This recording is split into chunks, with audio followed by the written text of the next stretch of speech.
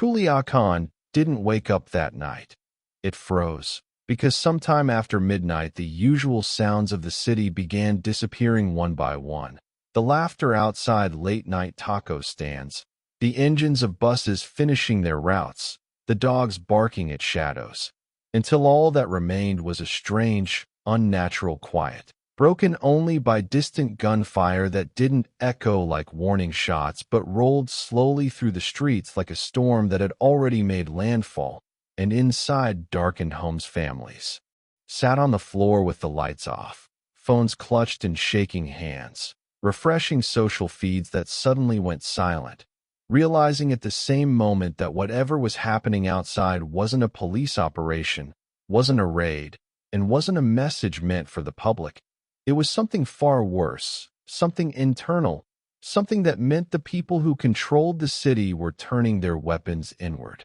By sunrise, the city understood the truth without anyone having to explain it, because bodies began appearing where banners once hung, where traffic signs once stood, where people once waited for buses, human silhouettes swaying gently in the early morning breeze, suspended above the streets like warnings carved into the skyline itself. And the horror wasn't just in the violence, it was in the precision. In the fact that this wasn't random bloodshed, but deliberate placement, calculated angles, chosen locations, as if someone had carefully mapped where the entire city would be forced to look. Because this wasn't about killing enemies quietly anymore. This was about making sure no one, not rivals, not police, not civilians, could pretend they didn't see what happens when loyalty inside the Sinaloa Cartel finally collapses. But the most terrifying part wasn't the bodies themselves. It was what they represented, because this wasn't an invasion by a rival cartel, and it wasn't a declaration of war from the outside. This was family killing family, lieutenants hunting lieutenants, and men who had once shared meals, secrets, and escape routes now turning entire neighborhoods into battlegrounds without warning. And as rumors spread through whispered phone calls and half-loaded messages before cell towers went dark, one fact became unavoidable. Whatever had fractured inside the Sinaloa Cartel had reached a point where intimidation was no longer enough, where fear had to be displayed publicly, and where the city of Culiacán itself was being used as a canvas for a message meant only for those who understood the rules that had just been rewritten in blood. And yet, even as the city counted bodies and searched for answers, the real story remained hidden beneath layers of silence, because the night didn't begin with the hangings and it didn't end when the gunfire faded. It began long before, with quiet betrayals, fractured alliances, and a power struggle so deep that by the time Culiacán became its stage, the outcome was already set in motion. And what unfolded next would not only ignite a civil war inside one of the world's most powerful criminal organizations, but permanently change how violence is used, displayed, and remembered in Mexico. And to understand how a single night turned an entire city into a warning, you have to go back to the moment when control stopped being enough and loyalty became a liability. You are watching True Crime Cartel Originals. Before we dive into today's story, I've got one small favor to ask. If you love deep, real stories like this, tap the like button, hit subscribe, and drop a comment below telling us which city you're watching from. It helps more than you know, and it allows us to keep bringing you stories no one else dares to tell. Now, let's get into the story.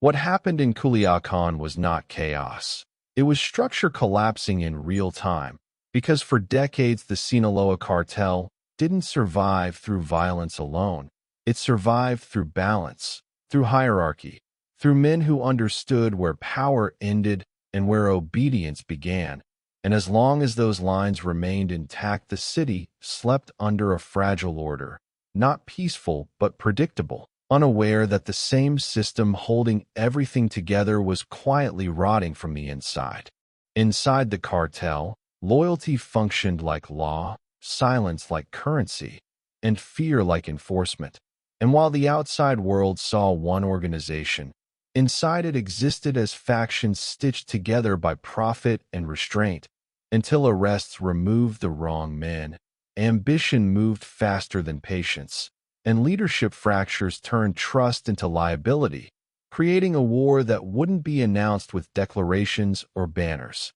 but with absence, silence, and sudden violence that arrived without explanation. By the time the streets emptied and the gunfire replaced conversation, the war was already underway, because this wasn't a conflict meant to be understood by the public. It was a message intended for those who knew how to read it, written not in words, but in territory, bodies, and fear, signaling that the old rules no longer applied, and that survival now depended on choosing the right side before anyone realized which side you were on. This is not the story of one man, and it is not the story of a single night, but the story of how the Sinaloa Cartel turned inward, how a hidden civil war ignited beneath a city that didn't see it coming, and how Culiacán became the message itself. Because to understand the night thousands of bodies would hang over the city, you have to go back to the moment when control stopped being enough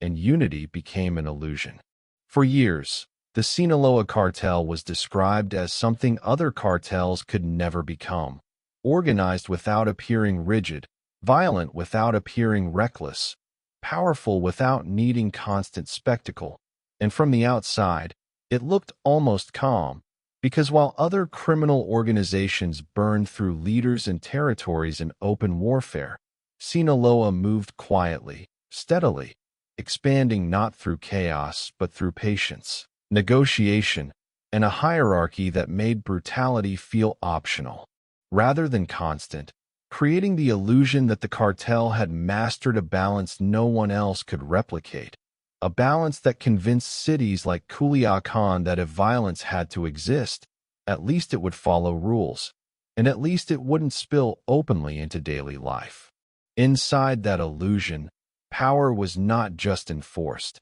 it was managed, parceled out carefully among families, lieutenants, plaza bosses, and intermediaries who understood that survival depended less on who pulled the trigger and more on who avoided being noticed, because the Sinaloa Cartel functioned less like a gang and more like a network system, one where decisions traveled downward quietly and consequences moved upward invisibly, where loyalty was rewarded with silence rather than praise, and where ambition had to be disguised as obedience, creating a structure so layered that most violence never reached the public eye, allowing entire regions to believe that peace existed simply because chaos was being handled elsewhere. This system thrived because it was built on restraint as much as fear, and restraint is what kept the peace longer than bullets ever could, because when everyone understood the boundaries, who controlled which routes,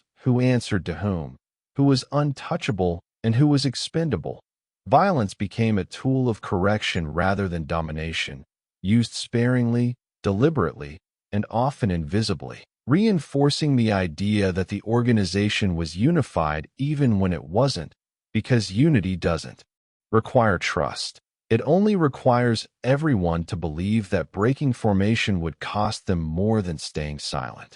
But unity inside the Sinaloa Cartel was never rooted in loyalty. It was rooted in equilibrium, and equilibrium is fragile because it depends on the assumption that power will continue to flow the same way tomorrow as it did today. And when arrests began removing key figures, when extraditions disrupted long-standing chains of command, and when younger operators with less patience and more hunger started rising faster than the system could absorb them, that equilibrium began to shift quietly, invisibly, until the structure that once absorbed tension started amplifying it instead, turning whispers into suspicions, absences into accusations, and routine decisions into perceived betrayals, all while maintaining the public appearance of calm. What made the illusion so convincing was that no one announced when it began to fail, because collapses like this don't start with explosions,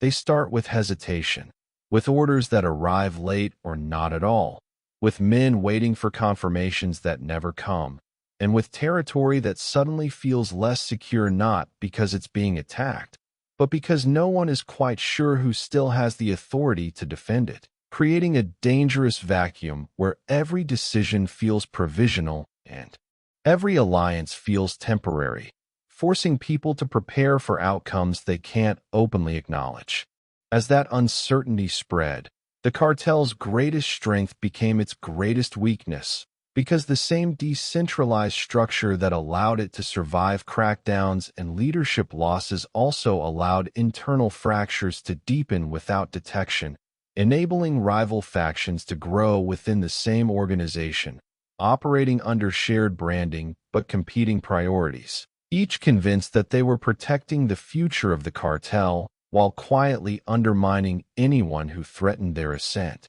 turning unity into performance rather than reality. And in places like Culiacán, where generations had lived alongside this system long enough to recognize its rhythms, people began to sense the shift without fully understanding it, noticing changes that were subtle enough to dismiss but persistent enough to unsettle,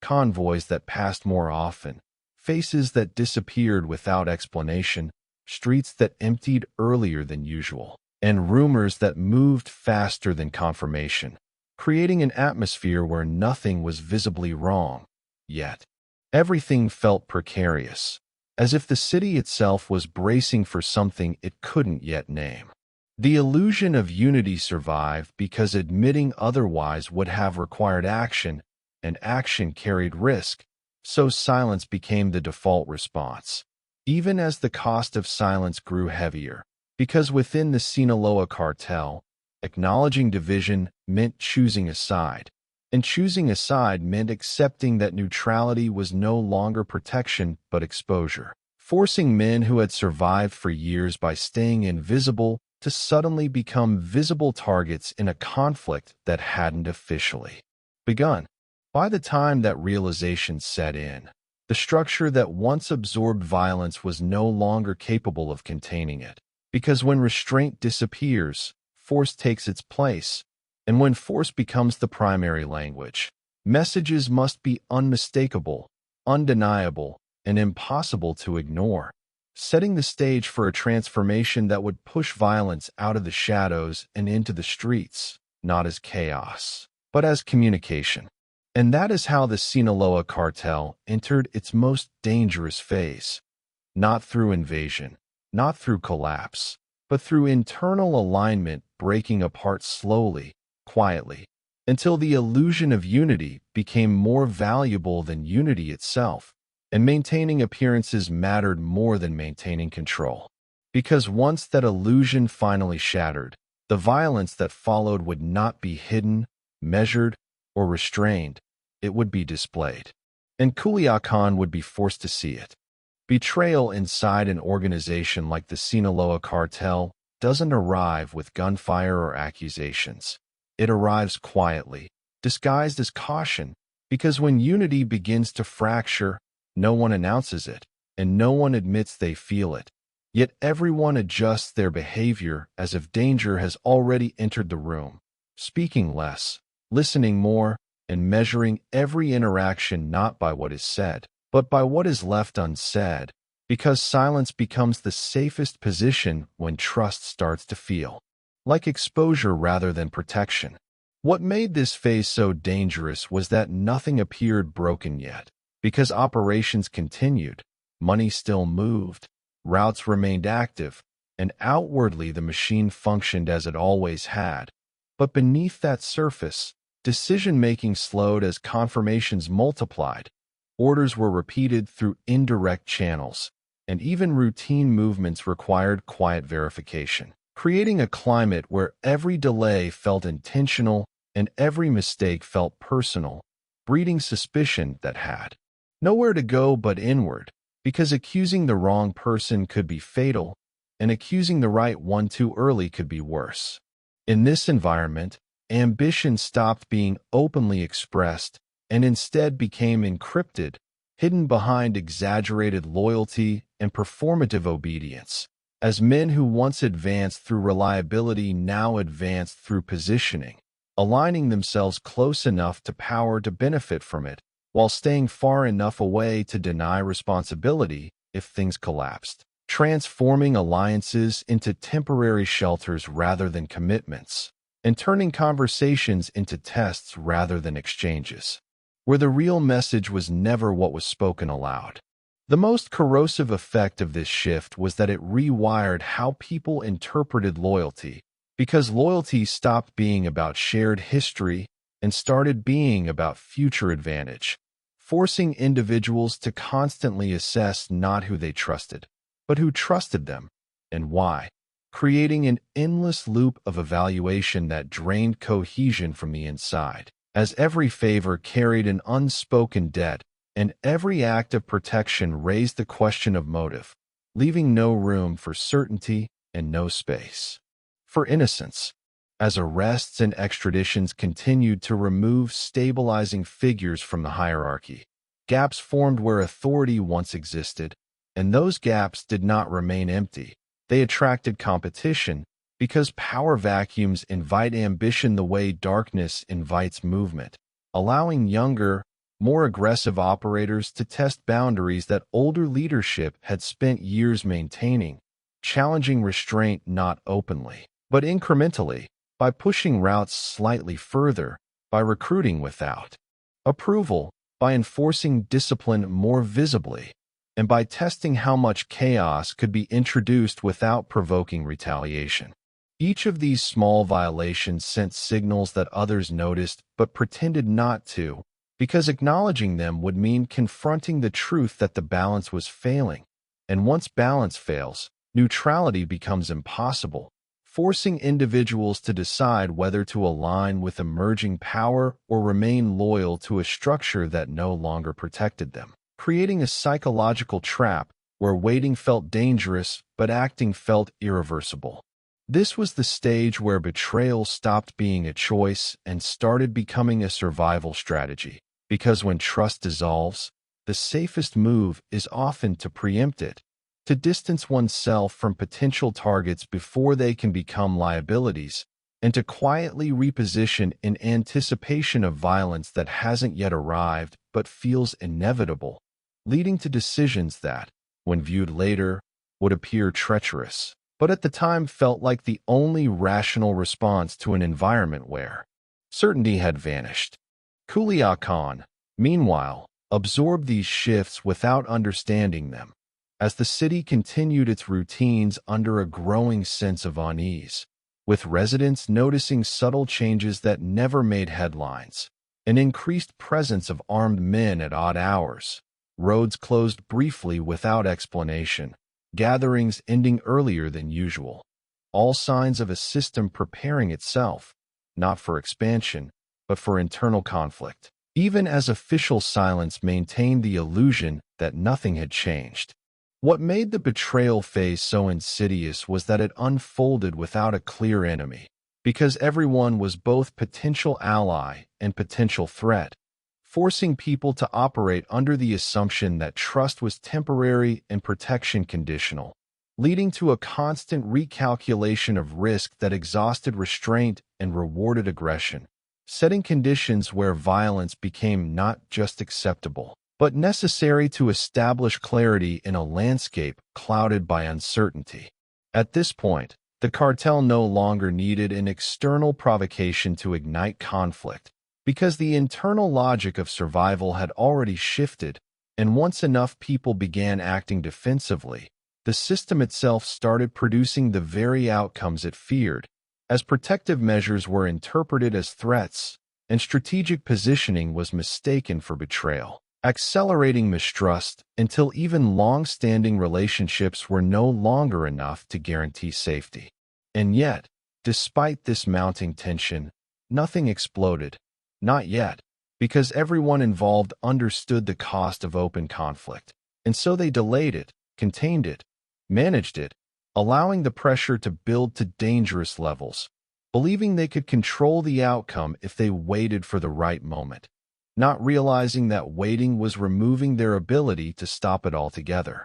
By the time the first irreversible decisions were made, they did not look dramatic from the outside, because they took the form of quiet removals, sudden disappearances, and unexplained absences that were easy to ignore individually but impossible to dismiss collectively, signaling that the internal conflict had crossed a threshold where reconciliation was no longer possible and where force would soon replace negotiation entirely. This is how the seeds of betrayal took root,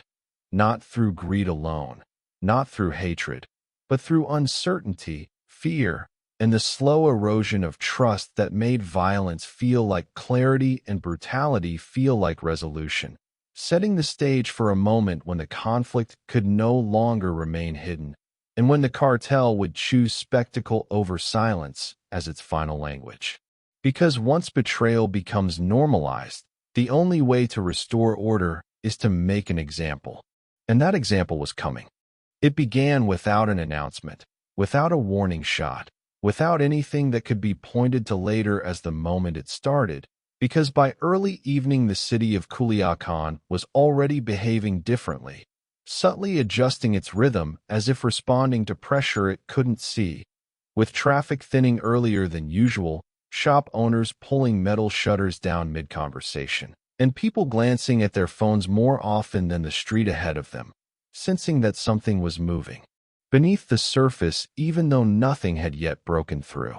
By nightfall, the city had entered a holding pattern, where movement continued but intention disappeared, cars driving without destinations, people standing in doorways listening rather than watching, and messages circulating quietly through private channels advising nothing directly but implying everything, creating a collective pause that felt unnatural, because no one knew exactly what they were waiting for, only that leaving now felt wrong and staying visible felt worse. Around the time the sky fully darkened, the first signs appeared, not gunfire, not sirens, but absence, as familiar patrols stopped passing, intersections went unmonitored, and neighborhoods accustomed to quiet enforcement suddenly felt unclaimed. A dangerous condition in a city where order depends on someone always being in control, and when control disappears, it does not leave peace behind, it leaves opportunity. As the hours crept forward, convoys began moving without coordination, armed groups traveling routes they didn't usually travel, passing through territories that were technically neutral but emotionally contested, testing reactions rather than seeking confrontation. Because at this stage the goal wasn't dominance. It was confirmation, an attempt to see who would respond, who would hesitate, and who would remain silent. Because silence now carried more information than gunfire ever could. By late evening, the city's communication infrastructure began to fracture, not entirely, not dramatically, but inconsistently, with calls dropping mid-sentence, messages arriving out of order, and social feeds freezing before refreshing all at once with fragments of the same rumor repeated from different directions, creating a sense that information itself was under pressure, bending without breaking, leaving people unsure whether what they were hearing was delayed truth or accelerated panic. It was during this window, when fear had not yet found a shape, that the first shots were heard, distant and spaced, not the sound of a battle, but the sound of positioning. Weapons fired not to kill indiscriminately, but to signal presence, to claim space, to draw invisible lines through neighborhoods that had no idea they were being divided. And as those sounds echoed unevenly through the city, the realization set in that this was not an operation that would be contained. By midnight, the escalation became undeniable, as roadblocks appeared without warning, not uniform, not organized, but improvised, vehicles abandoned at angles designed to slow rather than stop, men standing just out of the light, faces unseen, weapons held low, forcing drivers to turn back without explanation, creating pockets of isolation across the city where movement became unpredictable and escape routes closed one by one. Inside homes, families retreated inward, lights switched off, curtains drawn, televisions muted, as people relied on instinct rather than instruction, because no authority stepped forward to define what was happening. And when no one explains the rules, the safest assumption is that there are none, turning every sound into a potential signal and every pause into a threat. As the night deepened, violence stopped being directional and became ambient, gunfire no longer tied to specific locations but drifting unpredictably, overlapping in ways that made it impossible to tell where clashes were occurring or who was winning, blurring the line between targeted confrontation and general danger, and reinforcing the sense that the city itself was being encircled by something without a single center. What made this moment so destabilizing was that it lacked narrative, because there was no claim of responsibility, no public statement, no visible leadership directing the chaos, leaving residents to fill the silence with speculation, wondering whether this was an internal purge, an external challenge, or something worse, a collapse, and that uncertainty amplified fear more effectively than any explosion could have. Sometime after midnight, the first images began to circulate quietly, shared person to person rather than publicly, photos taken from a distance, blurred, poorly lit, showing shapes that didn't yet make sense, because the mind resists recognizing horror until it has no alternative. And for a brief moment the city existed in denial, choosing confusion over comprehension. Then the bodies appeared. They were not discovered all at once, and that was intentional, because as dawn approached, reports emerged from different parts of the city almost simultaneously, each confirming what the others implied, creating a pattern that could no longer be dismissed as isolated, as bodies were found suspended in public spaces, positioned deliberately, visible from multiple angles, forcing anyone moving through the city to confront them whether they wanted to or not. By the time the sun began to rise, the message had been delivered, not through words but through visibility,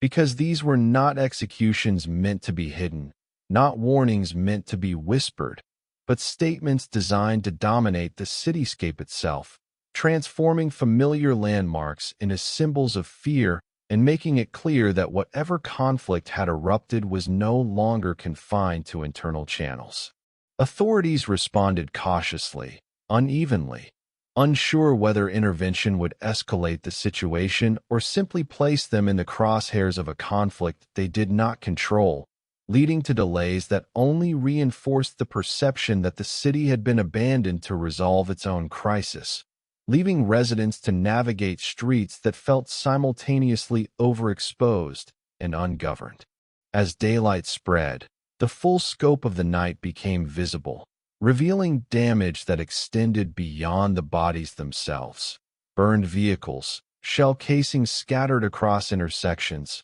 buildings scarred by gunfire, all evidence of movement, pursuit, and confrontation that had occurred while most of the city hid, listening, counting seconds between sounds, trying to decide when it was safe to breathe again.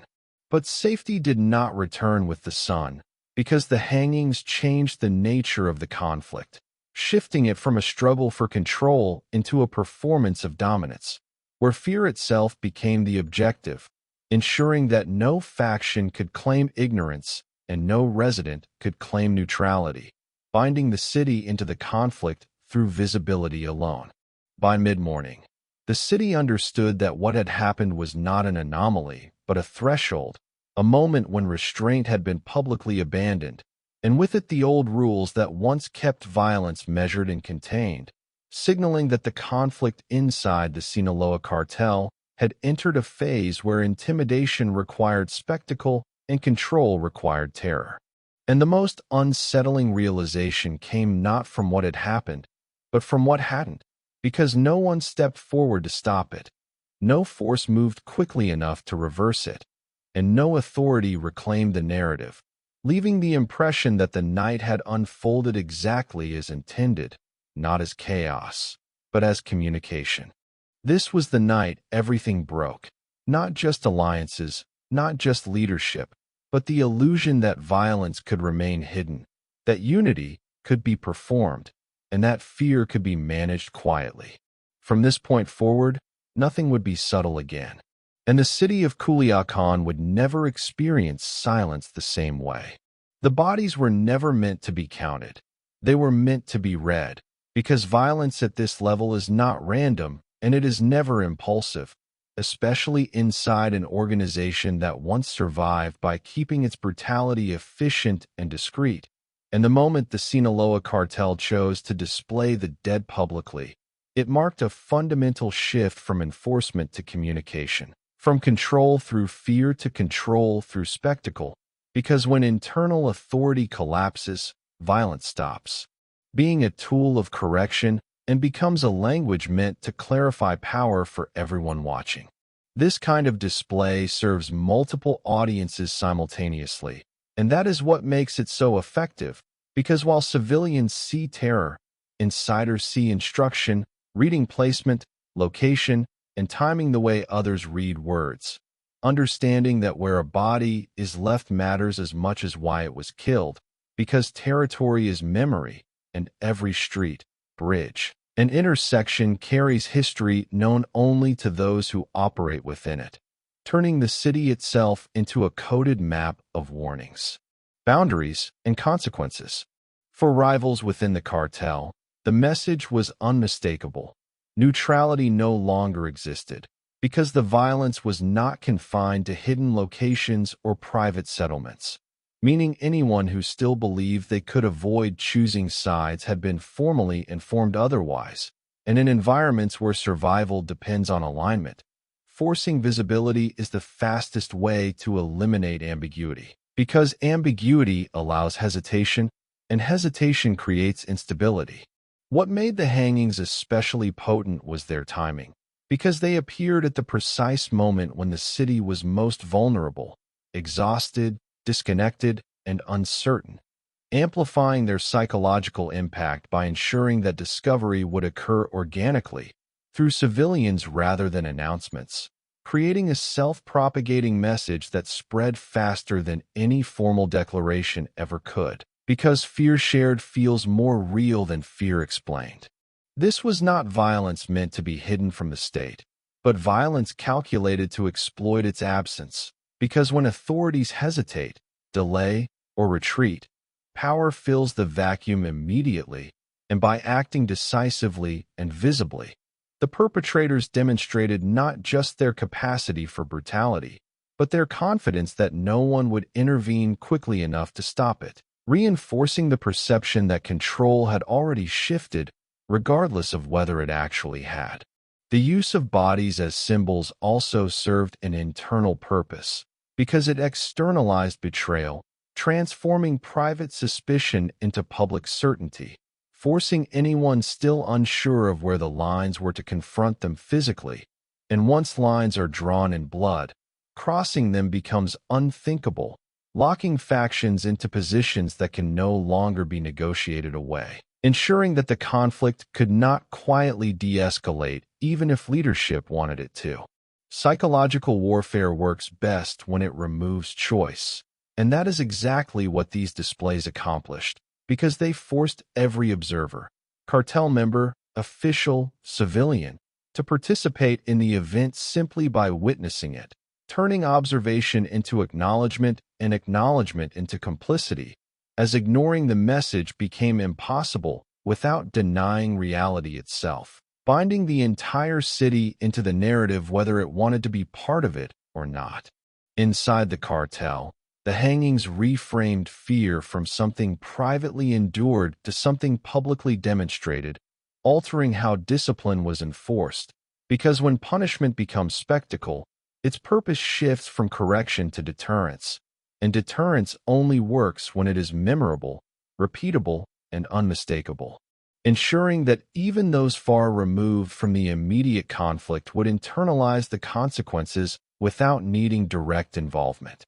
This strategy also reasserted hierarchy in a moment when hierarchy had dissolved, because public violence creates the illusion of centralized control even when actual command is fragmented, projecting strength outward while masking internal chaos, allowing those responsible to appear decisive even if they were acting defensively, buying time through intimidation rather than resolution, and forcing others to react to their actions rather than initiate their own. For civilians, the message was simpler but no less devastating. Safety was no longer negotiated quietly, and daily life could no longer be separated from cartel conflict. Because once violence enters public space intentionally, it signals that normal boundaries have been erased, leaving people to navigate their routines under constant psychological pressure, unsure whether any location remains neutral or whether visibility itself has become dangerous. The city's response, withdrawal, silence, adaptation, validated the effectiveness of the tactic, because psychological warfare succeeds not by provoking resistance, but by altering behavior. And as residents stayed indoors, avoided certain areas, and adjusted their movements unconsciously, the message embedded itself deeper, reshaping how Culiacán functioned without requiring further action, proving that the hangings were not an endpoint, but a catalyst. What made this moment irreversible was that it normalized escalation, because once spectacle is used to establish authority, restraint becomes weakness, and any future attempt to govern quietly risks appearing inadequate, trapping all factions in a cycle where each display must surpass the last to maintain credibility, pushing violence further into public view and narrowing the options for de-escalation until negotiation becomes indistinguishable from surrender. The message behind the bodies was not about revenge, justice, or even dominance in the traditional sense. It was about clarity, about removing uncertainty from a fractured system by making the consequences of misalignment impossible to misunderstand, even if that clarity came at the cost of long-term stability, because in moments of internal collapse, short-term control often takes precedence over sustainable order. And in that sense, the hangings accomplished exactly what they were designed to do, because they shifted the conflict from one fought in shadows to one fought in daylight, forcing all remaining players to adapt to a new reality where visibility was unavoidable and fear was the primary currency, setting conditions where further escalation was not just likely, but structurally necessary. By the time the city processed what it had seen, the message had already traveled beyond Culiacán, reaching other regions through images, whispers, and reputation, signaling that the Sinaloa Cartel's internal conflict had entered a phase where deterrence required public proof, and where silence would no longer be sufficient to maintain control. This was psychological warfare in its purest form, violence not as an end, but as a broadcast designed to reshape behavior, eliminate ambiguity, and force alignment through fear, marking the point where the conflict stopped being internal and became unavoidable for everyone within reach of its message. And once a city is used this way, it never fully returns to what it was before, because fear, once taught publicly, does not need to be repeated often. It only needs to be remembered.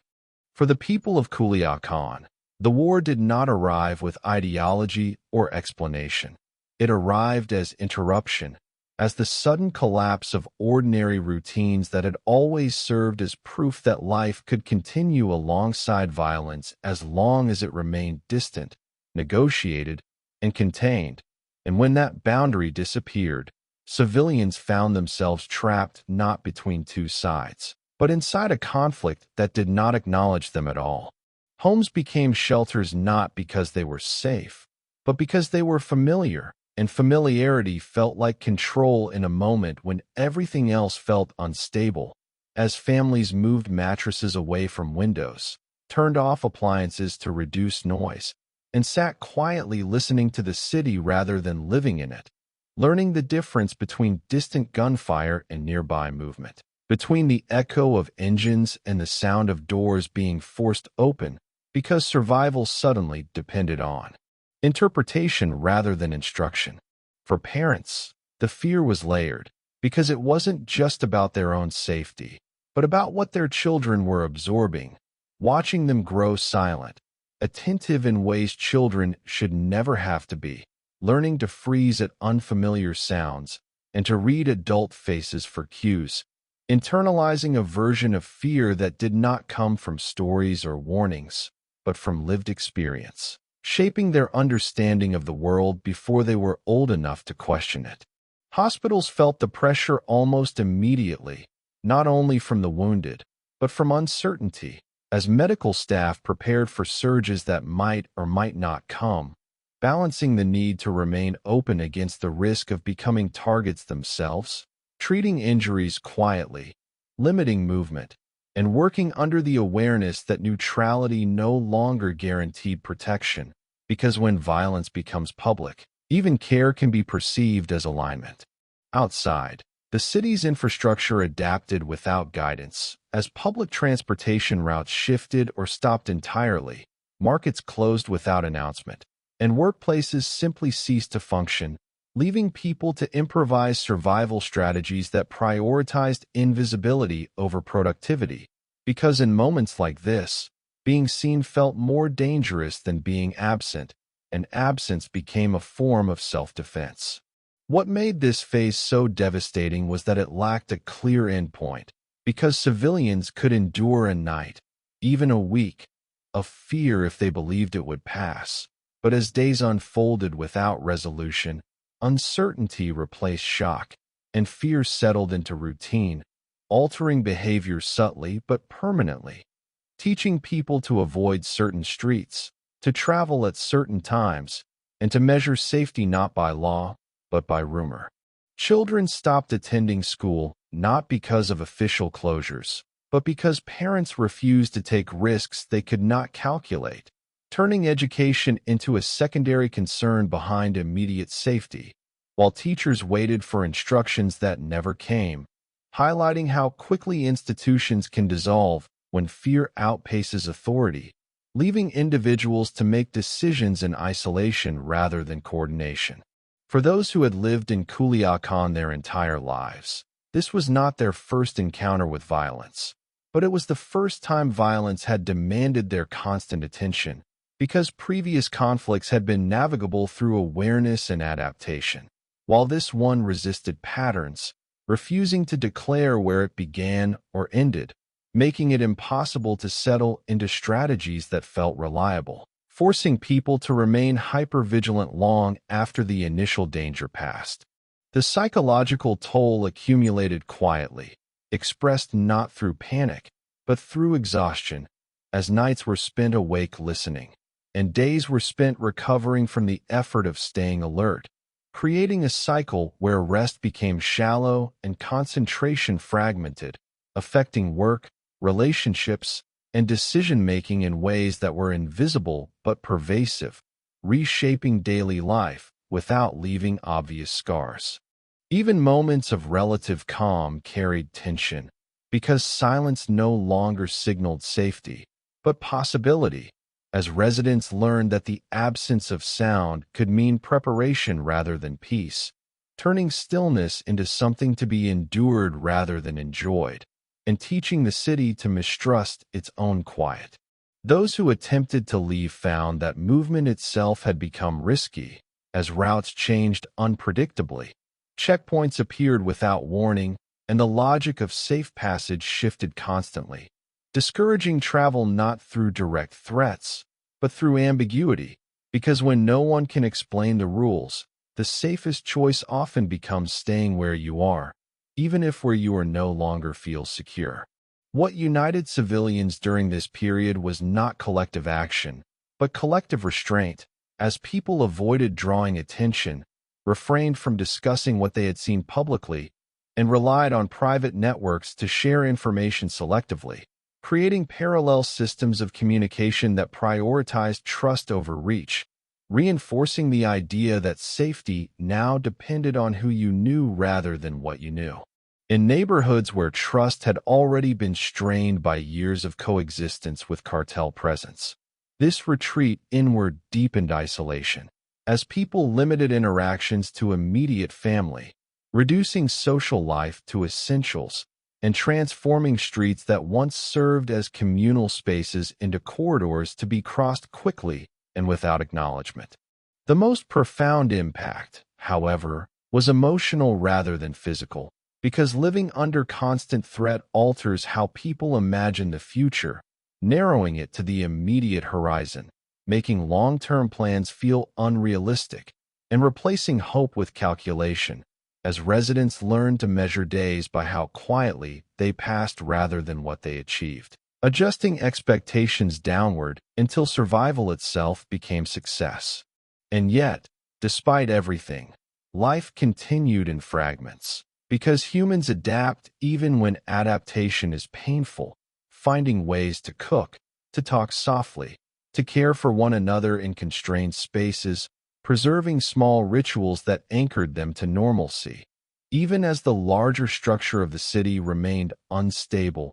demonstrating resilience not as defiance, but as persistence. This was the hidden cost of the cartel's internal war, not just the bodies, not just the fear, but the slow erosion of civilian life, the transformation of a city into a place where people learn to exist in reduced form, conserving energy, emotion, and visibility, because when violence becomes unpredictable, minimizing presence becomes a survival skill. And while the factions inside the Sinaloa Cartel fought for control, it was civilians who absorbed the consequences, carrying the weight of decisions they did not make, and adapting to a reality they could not influence, becoming unwilling participants in a conflict that did not recognize them as stakeholders, but as terrain. This is what it means to be trapped in the crossfire, not standing between bullets, but living inside the space where power struggles unfold without regard for the lives they compress,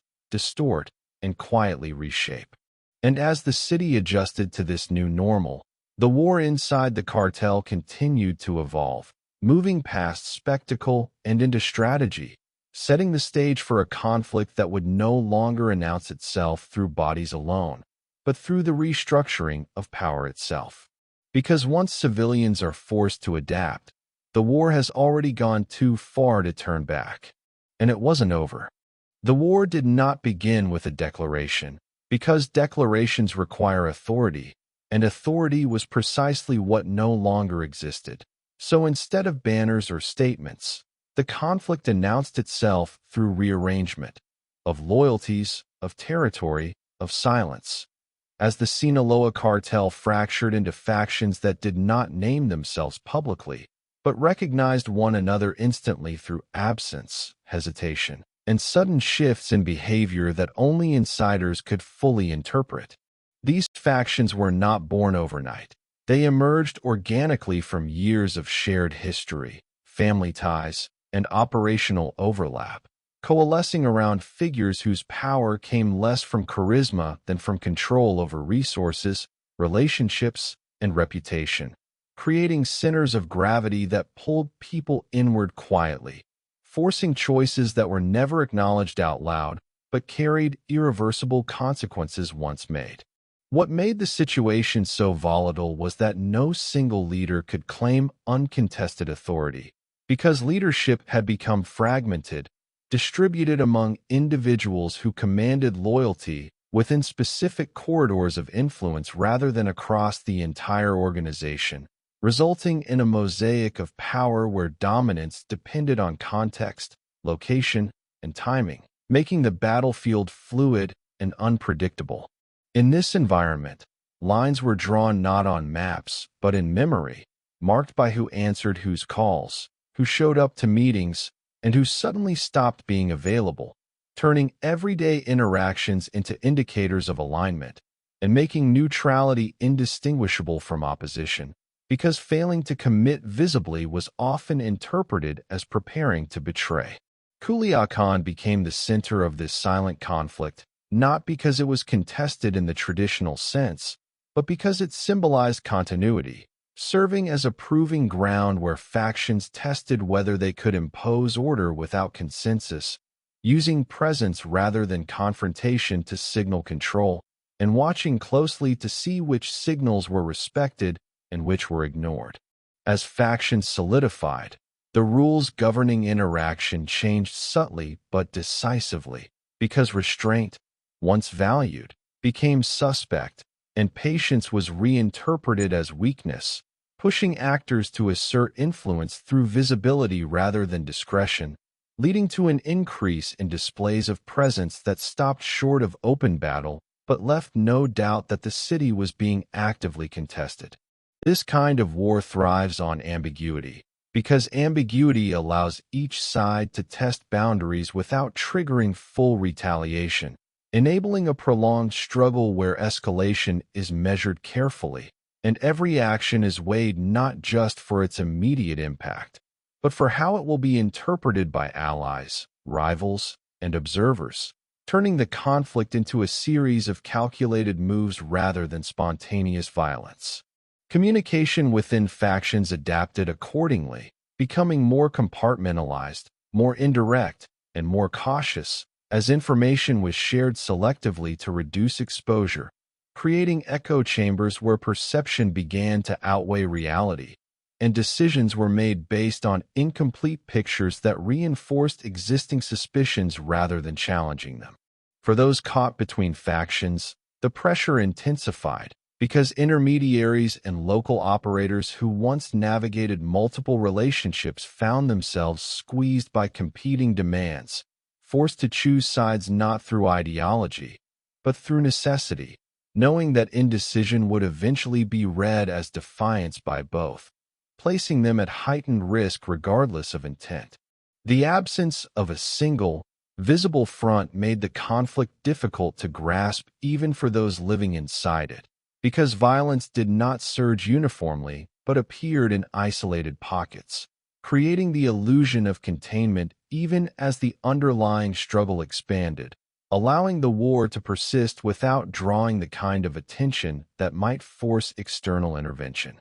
This invisibility was not accidental, it was strategic, because an unannounced war allows participants to deny its existence publicly while prosecuting it privately, maintaining operational flexibility and reducing accountability, even as the cumulative effect of their actions reshaped the city's social and economic fabric in ways that were felt but rarely articulated. Within this shadow conflict, leaders measured success not by territory gained, but by influence maintained, by the ability to disrupt rivals without exposing themselves, and by the speed with which they could adapt to shifting allegiances, creating a dynamic where stability was temporary and advantage fleeting, reinforcing the sense that the war had no clear endpoint. As days turned into weeks, the lack of resolution hardened positions, because prolonged uncertainty favors those willing to escalate, gradually eroding any remaining incentives for restraint, and pushing the conflict toward moments where subtlety would no longer suffice, and decisive action would be required to break the stalemate. For civilians, this phase felt quieter than the night of spectacle, but more oppressive because the absence of visible violence did not restore normalcy, but replaced fear with vigilance, forcing people to live alongside invisible lines they could not see but instinctively avoided, navigating a city whose geography had been quietly rewritten. This was the war nobody announced, a conflict fought through alignment, presence, and perception, where power was asserted without proclamation and contested without acknowledgement, allowing it to spread beneath the surface until it reached a point where invisibility itself became unsustainable. Because wars like this do not end through negotiation, they end when ambiguity collapses, and that collapse was approaching. As factions prepared for a moment that would force clarity, the balance that had kept the conflict contained began to fail, setting the stage for a turning point that would make the invisible visible and transform a quiet struggle into something that could no longer be denied. That moment would not come gently, and when it arrived, it would change everything.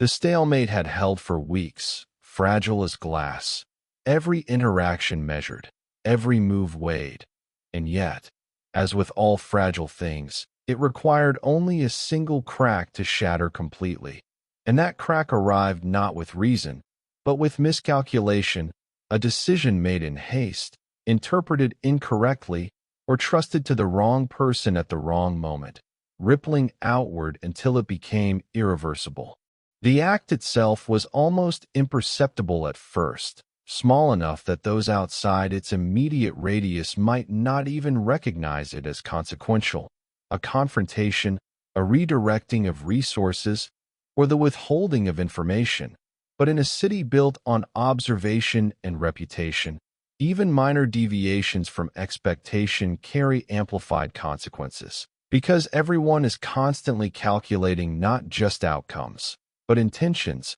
and intentions interpreted as betrayal become justification for retribution. Within hours, what had seemed minor began to cascade, as factions misread hesitation for defiance, and previously neutral operators were suddenly forced to choose sides, because in the delicate calculus of a fractured cartel, neutrality is itself a gamble, and hesitation under fire is interpreted as the first move in a silent game of execution. The first confirmed confrontation occurred in a narrow street, where two armed groups that had previously skirted one another collided in a moment of misjudged timing, not because one sought to escalate, but because absence of information, misaligned communication, and the fog of uncertainty had made avoidance impossible. And as gunfire erupted, the city awoke to the fact that the war had finally left shadows behind. That single engagement triggered a domino effect, because in a fractured system, every action carries meaning beyond itself, and once one faction acts decisively, others respond preemptively, not to defend, but to anticipate, transforming hesitation into aggression and strategic calculation into reactionary chaos. What made this turning point particularly catastrophic was its human element: trust misplaced, a bodyguard leaving too early, a courier delivering the wrong message, a leader misreading silence as compliance, illustrating that in conflicts like this, the most dangerous enemy is not a rival, but human error magnified by fear, suspicion, and the pressure to act before being acted upon. By dawn, the city's rhythm had collapsed entirely. The invisible lines that once guided movement, allegiance, and survival had been erased,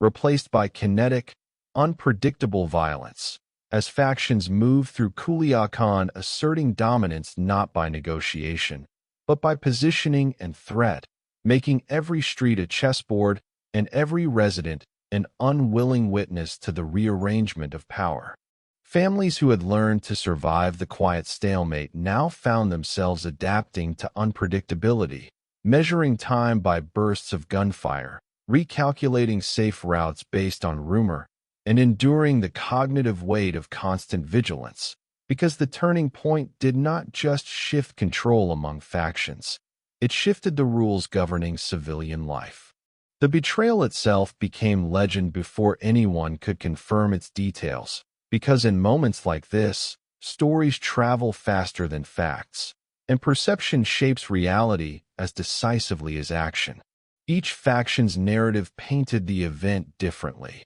One framed it as preemptive defense, another as provocation, and yet another as incompetence disguised as audacity. But for the city itself, the narrative mattered little. What mattered was the sudden, uncontainable eruption of violence that made safety a fragile illusion once again. From that moment forward, every faction was forced into open action because restraint had become a liability. The turning point was not about who fired first, but about the systemic shift it created, transforming hesitation into vulnerability, calculation into reaction, and silence into accusation. As factions adjusted, they became more aggressive, moving with less caution, asserting territory through presence, signaling dominance through small displays of violence, and forcing everyone, rivals, civilians, and officials, to recalibrate their understanding of the city and its invisible power structures. By mid-morning, what had started as a miscalculation had become a cascade, with every street, every plaza, and every checkpoint a site of negotiation through force, whether anyone intended it or not. proving that the turning point was not a single act, but a cumulative collapse. The moment when uncertainty became certainty, hesitation became exposure, and the war that nobody announced became undeniable to anyone paying attention. The turning point demonstrated that in human systems, even those built on hierarchy, loyalty, and discipline, a single error, when amplified by fear and interpreted as intent, can shatter equilibrium. And when equilibrium is gone, the only remaining strategy is survival. And in Culiacán, by sunrise, survival was no longer measured by loyalty, money, or influence. It was measured by movement, observation, and instinct,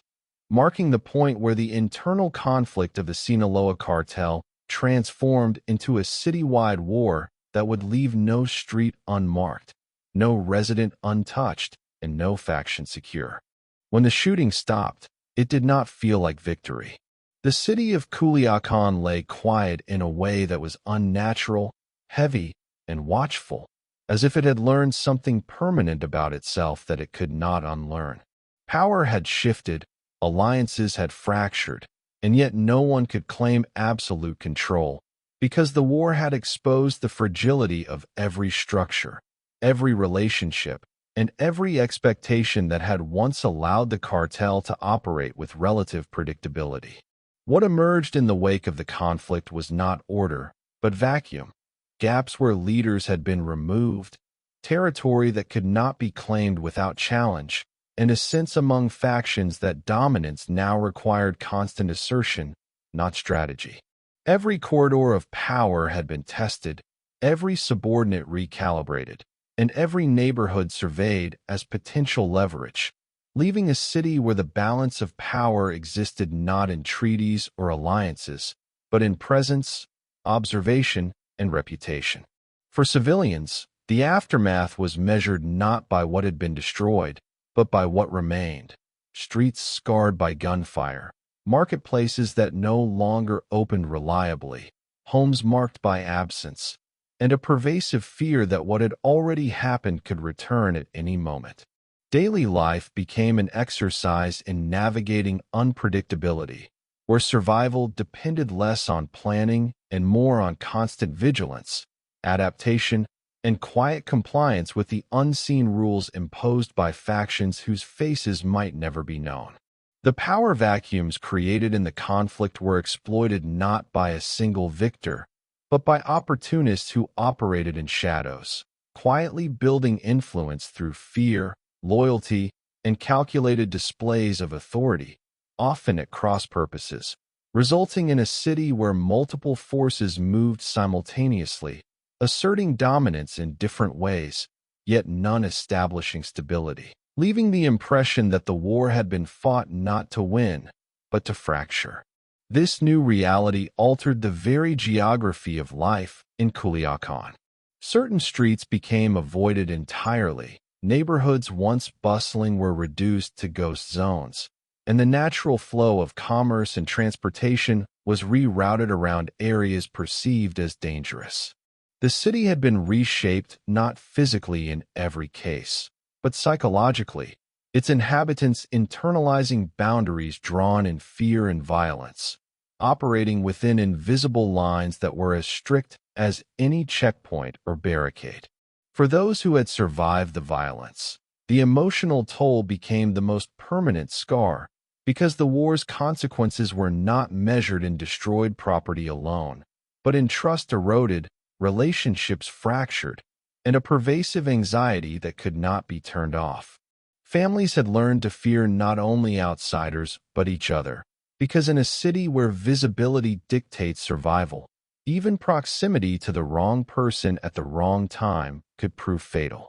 The conflict also reshaped the cartel itself, because factions that had survived the turning point realized that brute force alone could no longer maintain cohesion, and that leadership now required both decisiveness and the capacity to navigate constant internal suspicion. Old hierarchies had been dissolved. New ones were fragile, and the only certainty was that the cycle of mistrust, display, and violence would continue, ensuring that the organization remained unstable even as it appeared to function. Public institutions bore the consequences too, not only in the form of disrupted governance and law enforcement, but in the eroded confidence of a population forced to endure violence as a daily fact. Schools, clinics, and markets operated under diminished capacity, and the social fabric had been weakened in ways that would take years, if not decades, to repair, leaving an imprint on the city that would outlast any single battle or factional victory. Culiacán had been marked by the war in subtle ways as well as overt ones. Residents adapted, modifying behavior to reduce exposure, teaching children the rules of survival without explanation, and navigating spaces that were technically accessible but emotionally unsafe. These adaptations became routine, and routine became the new form of order, not established by authority, but enforced through fear and internalized threat assessment. No single faction could claim the war as its own, because the casualties and destruction affected everyone, and the fragmented victories were hollow. The bodies hung, the neighborhoods emptied, and the city itself became a permanent participant in a struggle that had no clear resolution. Even those who survived the violence were changed irrevocably, carrying the psychological weight of what they had witnessed and the knowledge that the structures meant to protect them could collapse again at any moment. The aftermath revealed a truth that is often overlooked in stories of cartel conflict. Wars are not always about winning, and violence does not always produce decisive outcomes. Sometimes, the most lasting effects are the ones that cannot be counted, measured, or displayed. The erosion of trust, the fracturing of daily life, and the normalization of fear as a condition of existence. In Culiacán, no one won. The city bore the scars, the civilians bore the scars, and even the factions that had survived the turning point did so in a landscape that required constant vigilance, strategic positioning, and a willingness to act decisively at every uncertain moment.